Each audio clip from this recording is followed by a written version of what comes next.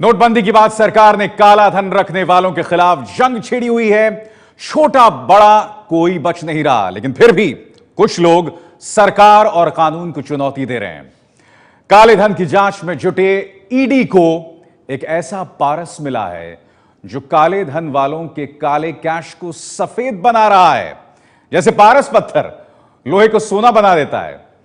आप हमारी रिपोर्ट देखिए तो आप समझ जाएंगे हम क्या कह रहे हैं। धीरे धीरे खुलेगा काले धन को सफेद बनाने वाला पारस का राज।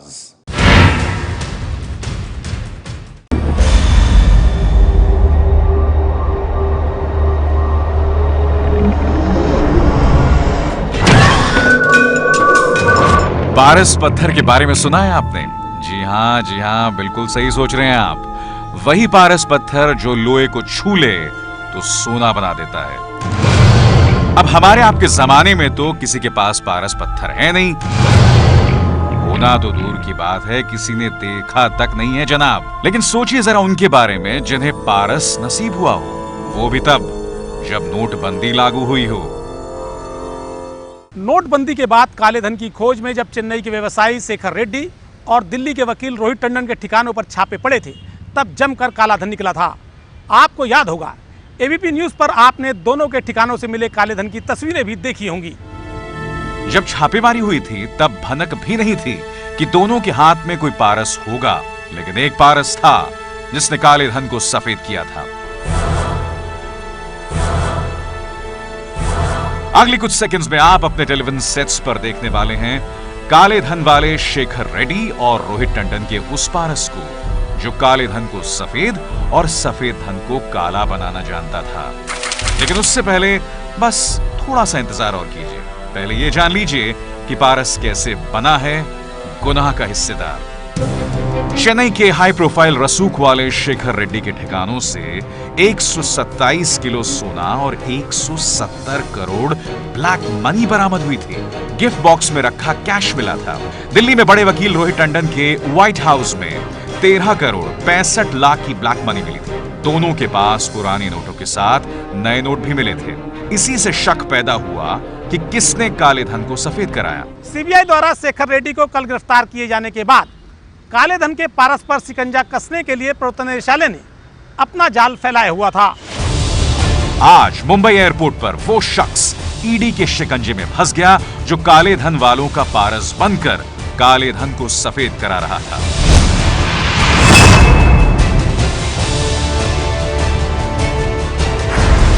गौर से देखिए इस चेहरे को। इस शख्स का नाम है पारसमल लोढ़ा। पारसमल लोढ़ा ने शेखर रेड्डी और रोहित टंडन के 25 करोड़ के पुराने नोटों को नए नोटों में बदलवाया था। जांच में पारसमल लोढ़ा का नाम सामने आने के बाद ईडी ने उनके खिलाफ लुकआउट सर्कुलर जारी करवा दिया था, जिससे लोढ़ा देश छोड़कर भाग न सके। इसके बाद मंगलवार की शाम को मलेशिया जाने की कोशिश कर रहे लोढ़ा को मुंबई एयरपोर्ट पर रोका गया। उन्हें ईडी ने नोटिस दिया।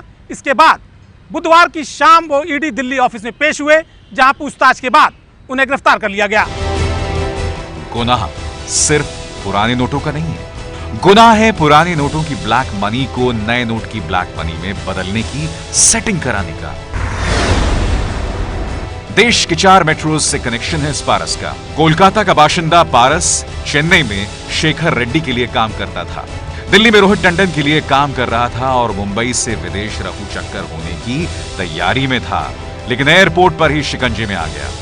मुंबई में पारस का कोई क्लाइंट था या नहीं, इसका भी खुलासा नहीं हुआ है। आगे देखेंगे पारसमल लोढ़ा कौन है, पारसमल लोढ़ा क्या करता है, उसने कैसे किया ब्लैक टू व्हाइट और व्हाइट टू ब्लैक का खेल।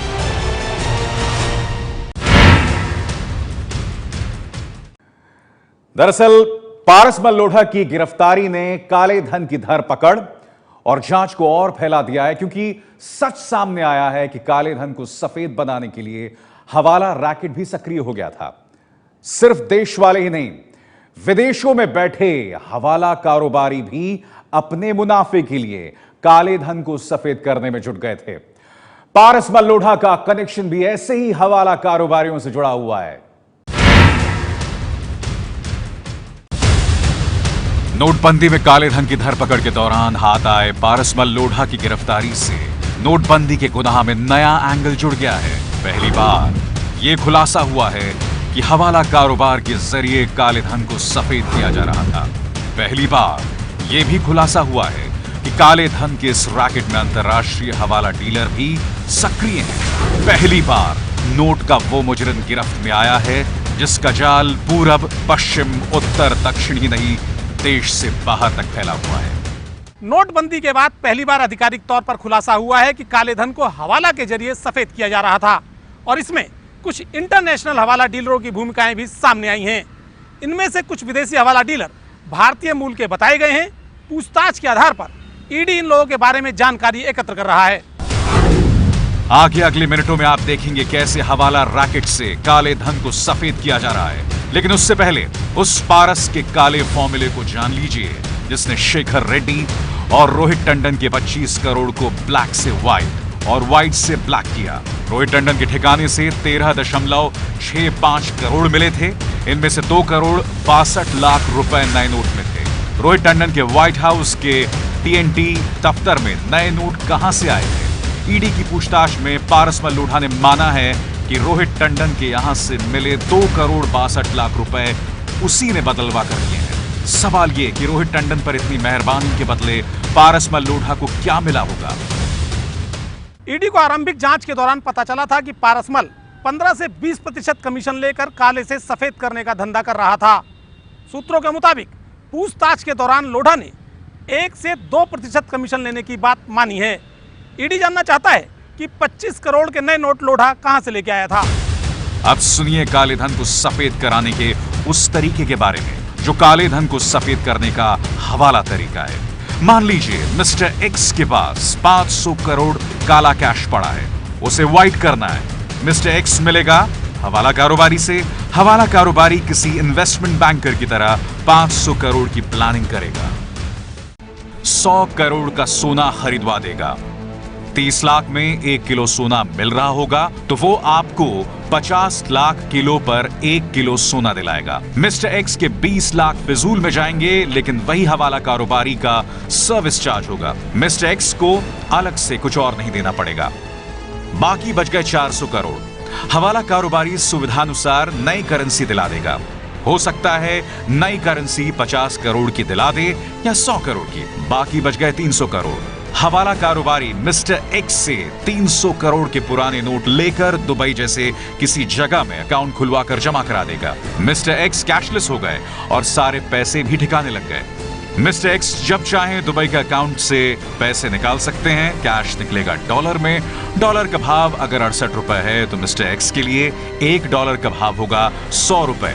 300 करोड़ ठिकाना लगाने के बाद हवाला कारोबारी का सर्विस चार्ज होगा 32 प्रति डॉलर, जो आपकी नहीं उसकी जेब में जाएगा।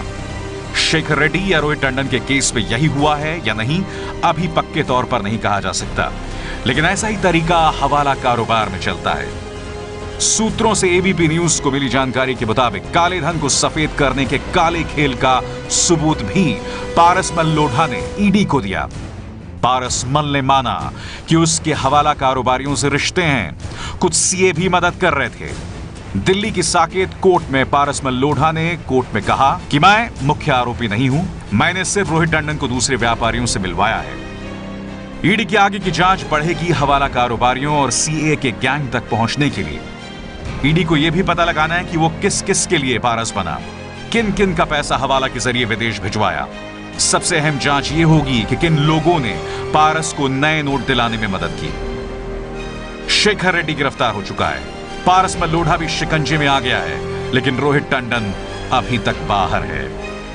दिल्ली की साकेत कोर्ट में आज पारसमल को पेश किया गया तो कोर्ट ने भी पूछा, आपने रोहित टंडन को क्यों नहीं गिरफ्तार किया?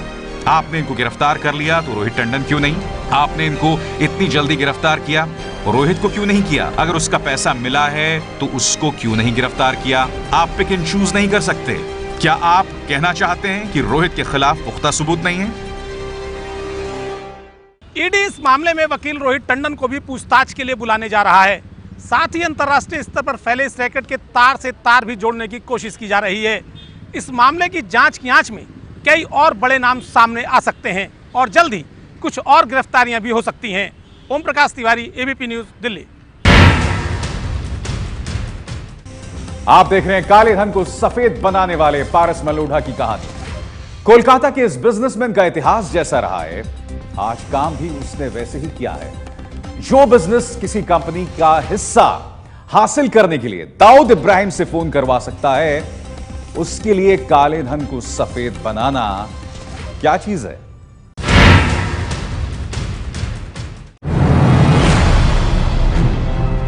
आजकल के माहौल में कोई काला धन रखने और कोई काले धन को सफेद कराने की सुपारी लेने की जरूरत करे तो मान लीजिए कि जरूरत करने वाले दोनों को इस बात का एहसास होगा कि उनके हाथ कानून से लंबे हैं। शेखर रेड्डी, रोहित टंडन और पारस मल्होत्रा जैसे लोग ऐसे ही थे जो अब कानून के लंबे हाथों से दबोचे जा चुके हैं। पारस मल्होत्रा कोलकाता का एक कारोबारी है। Real estate, mining, global trading का बिजनेस करता है, लेकिन वो ऐसी कोई शख्सियत नहीं है जिसके बारे में लोग बहुत कुछ जानते हो। पहले देखिए पारस मल का कोलकाता में आलीशान घर।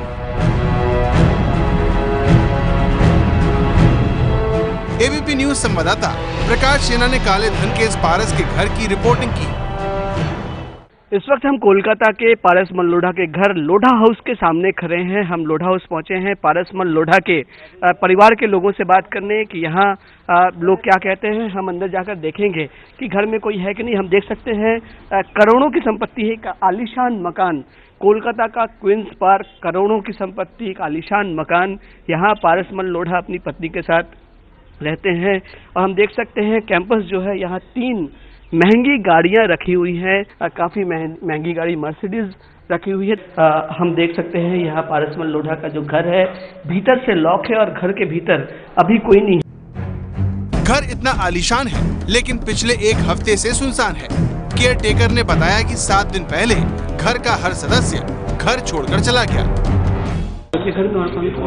और उनका वाइफ है, वो बाहर है। बेटा नहीं, वो नहीं, बेटे लोग शादी हो गए हैं। तो यहाँ घर में कितने दिन पहले आए थे? 7 दिन पहले।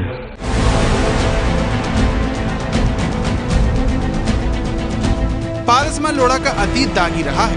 कोलकाता के पियरलेस फाइनेंस कंपनी में उसकी हिस्सेदारी को लेकर जो जानकारी है उसके मुताबिक तो पारस मल की पहुंच दाऊद इब्राहिम तक लगती है। 1991 में पियरलेस के सीएमडी पीसी सेन को दाऊद इब्राहिम ने पारस मल को हिस्सेदारी बेचने के लिए धमकाया था। लोढ़ा आज पियरलेस की 7 कंपनियों में डायरेक्टर है। पारस मल की बेटी की 2014 में दिल्ली में हुई शादी की फोटो से उसके वीवीआईपी और कॉर्पोरेट कनेक्शन का पता चलता है। कहा जाता है कि पारस मल की बेटी की शादी के लिए steel king Lakshmi Mittal London से खासकर दिल्ली आए थे। पारस मल के पास दिल्ली के छतरपुर में कई एकड़ों में फैला हुआ फार्म हाउस है, लेकिन शादी हुई थी देश के एक पूर्व प्रधानमंत्री के घर से, जिसमें शामिल हुए थे सिंगापुर के पीएम और पुतिन सरकार के कई बड़े मंत्री। इसके अलावा कांग्रेस और बीजेपी के कई नेता भी शादी के मेहमान थे। रियल एस्टेट में पारस मल को एक्स्ट्रा फ्लोर लोढ़ा के नाम से जाना जाता है। जो भी बनाता है उसमें गैर कानूनन फ्लोर जरूर बनाता है। इसकी एक रिपोर्ट देखिए जो 28 मार्च 2010 को एबीपी न्यूज के सहयोगी अखबार टेलीग्राफ ने छापी थी। 2010 के कोलकाता स्टीफन कोर्ट्स आगजनी में पारस मल का नाम सामने आया था, जिसमें 43 लोग मारे गए थे। पारस मल पर 3 अतिरिक्त फ्लोर बनाने का आरोप लगा। तब पारस मल भाग खड़ा हुआ था।